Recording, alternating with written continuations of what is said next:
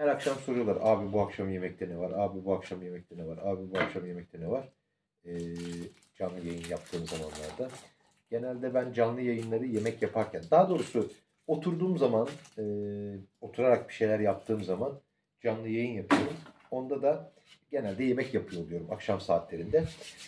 Sürekli soruyorlar. Abi yemekte ne var? Abi yemekte ne var? Bugün yemeği erken yapıyorum.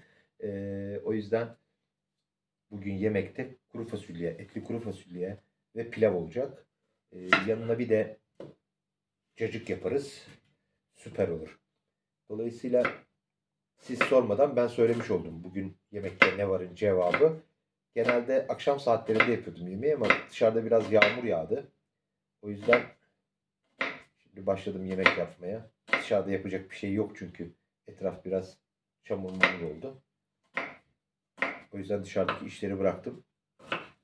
Yemeği yapıyorum ama bu arada odun alırsak iyi olur. Hadi gidip odun alalım. Gel. Allah'tan bu odunları yağmurdan önce kesmiştim. Bu arada sevgili arkadaşlar, kış hazırlığı için bol bol odun kesmem lazım. Ben ağaçları çekip getiriyorum buraya. Motorla birazcık parçalıyorum. Daha sonra bu makinede, yani bıçkı makinesinde kesip kenara kaldırıyorum. Kışın çok odun yaktığım için, yani tek ısı kaynağımız bizim odun olduğu için oldukça fazla odun harcıyorum. O yüzden muhtemelen bir 3-4 günümü sadece kışlık odun hazırlamak için, kışlık odun kesmek için geçireceğim. Şeyleri buldum, getireceğim ağaçları buldum. Sağda solda bir sürü dökülmüş, kırılmış, yıkılmış ağaçlar var. Onlardan getireceğim.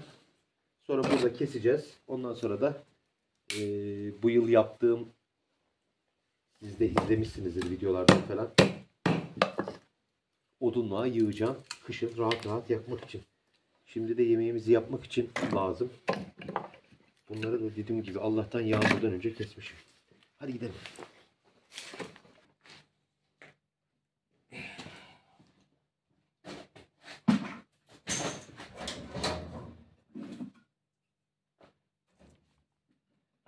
Sobayı biraz erken aldım içeri. Çünkü okullar başladı. Ama dışarısı çok sıcak olunca ben de burada soba yakınca biraz pişiyorum ama yapacak bir şey yok. Sabahları erken kalkıp sahaya kahvaltı hazırlamam gerekiyor çünkü. O yüzden sobayı içeri almak mantıklı oldu. Şimdi etleri şey yapmadan demiri birazcık kendi suyunda pişirmek istiyorum.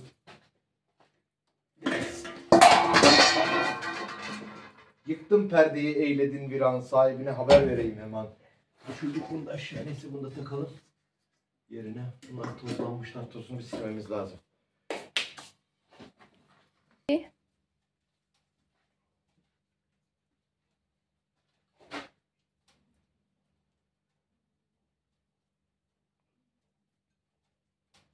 Genelde ben yemek yaparken etimi önce aşırı kızgın yağda mühürlüyorum. Bu sayede içeride su kalmış galiba. Bu sayede etin suyu içinde kalıyor, daha lezzetli oluyor. Size tavsiye ederim. Şimdi eti burada mühürleyeceğim.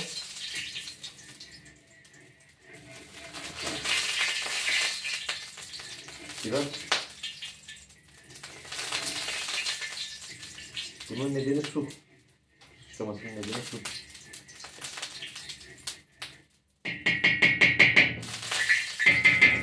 Neyse iyice bir kısın bakalım bu. Ondan sonra etimizi atalım.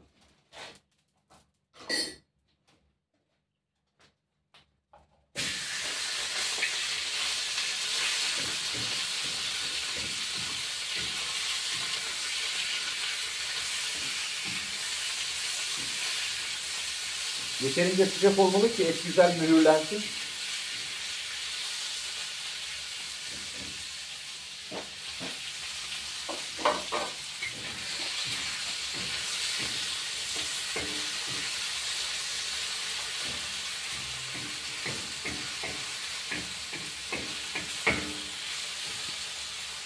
Neyse burada mühürleme dursun. Biz şu soğanımızı halledelim. Ben videoya başlarken ne diye başladım hatırlamıyorum ama bu akşam yemekte ne var hikayesiyle başlamıştım. Aslında ben bugün arkadaşlar bir başka bir video yükleyecektim. Araziyi geziyoruz videosu. Çıktım araziyi dolaşırken bir taraftan da video çektim. Bir sürü de hikaye anlattım size araziyle ilgili. Ama sonra fark ettim ki Hyper Lapse modunda çekiyormuşum videoyu. Yani hızlandırılmış video çekiyormuşum. Dolayısıyla benim belki yarım saatte anlattıklarımı 1,5 dakikaya sığdırmış hızlı bir şekilde. Fakat sözleri yok. O yüzden o videoyu bir daha çekeceğim. Bu arada size o videoyu yükleyemediğim için bu videoyu çekeyim istedim. Hem yemeğimiz olsun hem de biraz aynı anda sohbet edelim. Bu akşam dediğim gibi kuru fasulye ıslamıştım. Etli kuru fasulye uzun süreden beri yemiyoruz. Yanına güzel bir pilav yapacağım. Ve bir de cacık yaparsak mükemmel olur diye düşünüyorum.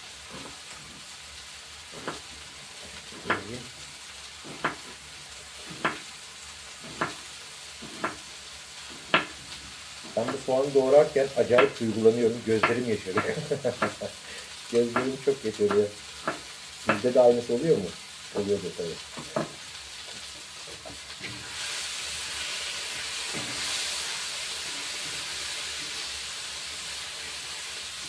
Bir. Eskiden daha doğrusu Sahra benimle birlikte yaşamıyorken genelde canım ne zaman isterse o zaman yemek yiyordum. O zaman bir şeyler yapıyordum. Ama Sahra benimle birlikte yaşamaya başladıktan sonra artık düzenli olarak öğünleri aksatmadan yemek yiyoruz ve yemek yapmak zorunda kalıyorum. Olabildiğince Sahra'nın seveceği şeyler yapıyorum. Ben ne olsa yiyorum. Benim için lezzetli olsun yeterli. Ama Sahra biraz bu konuda seçici. Örneğin patlıcan yemiyor. Ondan sonra mantar yemiyor. Ben de o yemeklerden kaçınıyorum. Aslında patlıcan yese çok iyi olurdu. Patlıcanı da mantarı da ben çok seviyorum. Ona yemek yaparken genelde patlıcan koymuyorum. Kendim ekstra yapıp yiyorum. Evet, bu arada etimiz neredeyse tamam. Bu daha fasulyenin içinde pişecek arkadaşlar. O yüzden sadece mühürlüyorum şu anda. Genelde işte dediğim gibi her akşam sorarlar bana. Abi yemekte ne var? Abi yemekte ne var? En çok merak edilen şey galiba bu. Ne yediğimiz. Valla biz de sizin gibi. Siz ne yiyorsanız çok benzer şeyler yiyoruz. Fark ne? Bizim yediğimiz şeyler genelde daha doğal oluyor. İşte fasulye tarladan geliyor, biber tarladan geliyor, domates tarladan geliyor. Et tarladan gelmiyor. Biz de eti satın alıyoruz. Çünkü kırmızı et üretemiyorum. Ya da balığı satın alıyorum, tavuğu satın alıyorum. Etleri ben de satın alıyorum. Eskiden kendi hayvanlarım varken oradan et alabiliyordum ama artık kendi hayvanım yok. Zaten kendi hayvanımı kesebilen biri de değilim. O yüzden ben de bunları ihtiyacım oldukça şehire gittiğimde şehirden alıyorum. Bu tamam, bunu alalım buradan. Hafif dinlenirken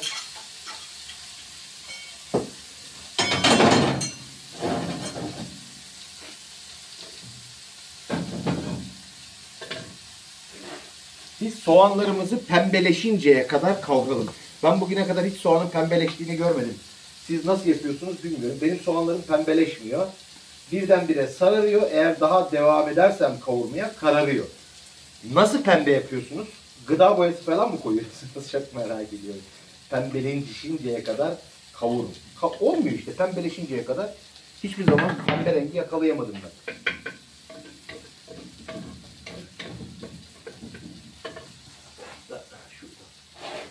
Diyelim.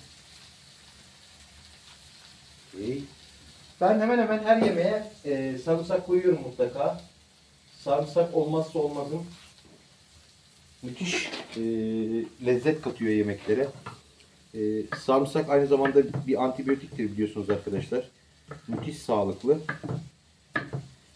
Yaptığım bütün yemeklere neredeyse sarımsak koyuyorum. Size de tavsiye ediyorum. Koyun mutlaka. Bu sayede bir sürü rahatsızlığa yakalanmaktan kurtuluyorum. Kolay kolay grip olmam mesela. Soğuk algınlığı ya da diğer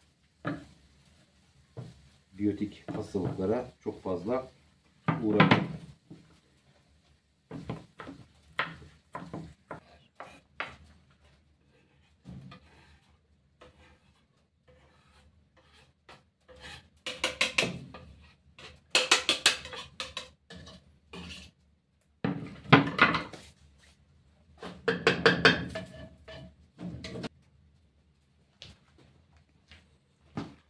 Domateslerimizi de doğrayalım.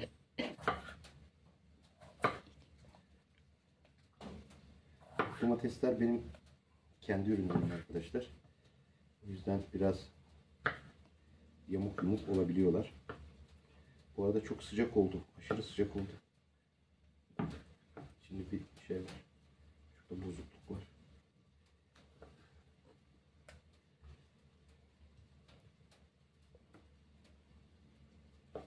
İçi bozulmuş. Nasıl bozulduysa bir kısmı.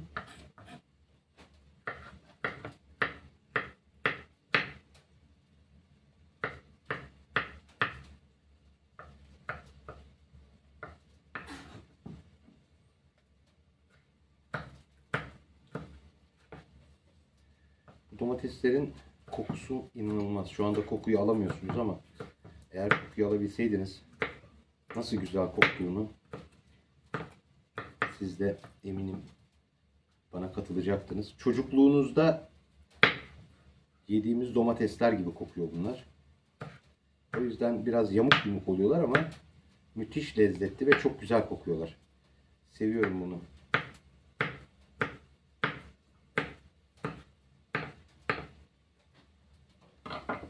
Bir. Evet, şimdi etimizi ekleyebiliriz artık ya.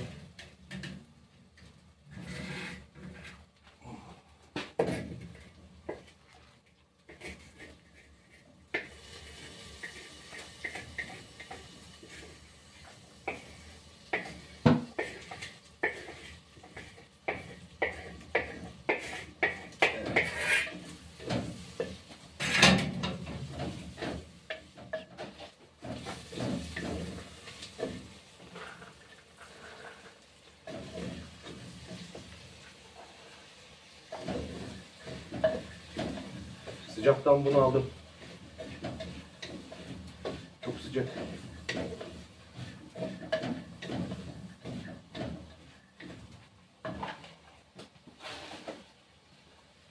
Domatesimizi koyalım.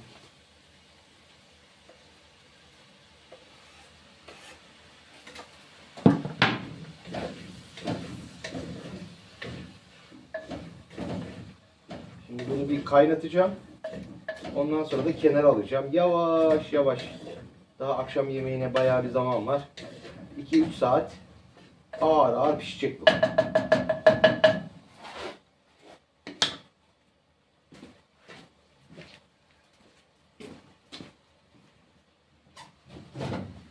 Suyumuzu da ekleyelim.